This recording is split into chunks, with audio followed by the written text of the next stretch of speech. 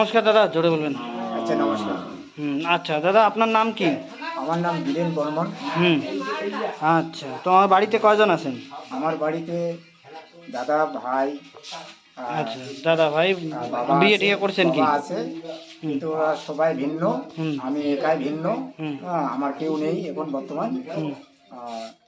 বর্তমানে আমি একাই। আচ্ছা, তো সরকারের কাছে আপাতত কি কি পাইছেন? আমি কোনো কিছু কিছু জিনিস পাইনি, সরকার থেকে কিছু পাইনি। কিচ্ছু পান নাই? না। এই যে ভাতাটা 1000 টাকা যে দিচ্ছে, এটাও পান নাই? এই 1000 টাকা আমি দুয়ারে সরকার যখন ভরছিল তখন আমি কাগজ জমা দিছি। জোরে বলো। তারপরে অ্যাকাউন্টে একদিন চেকিং করলাম। সেখানে দেখি কিছু টাকা আমার যে জমা ছিল 2-3 হাজার টাকা বাড়ছে। এটাই আমি দেখছি, টাকা এখনো আমি পাইনি।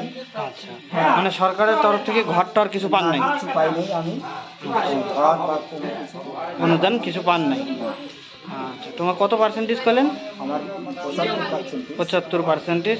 তো কি বিকলাঙ্গ তোমার?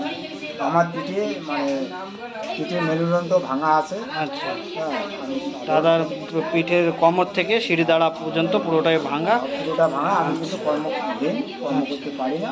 মানে কোনো রকমের কর্ম করো না? কর্ম করি না, আমি বাড়িতেই থাকো।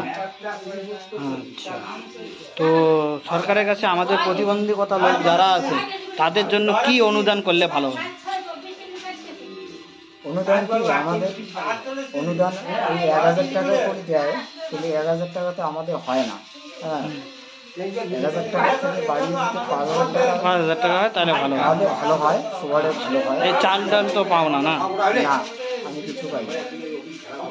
আচ্ছা, তো এর পরে যদি সরকার কিছু দেন তো সবাইকে এতটুকু আচ্ছা সরকারের কাছে আবেদন যে যদি কিছু অনুদান বাড়ায় দিয়ে এবং বিভিন্ন কোম্পানির কাছে বিভিন্ন লোকের কাছে অনুদান সাহায্যের হাত এই দাদাকে যেন সাহায্য করা হয়। ধন্যবাদ দাদা।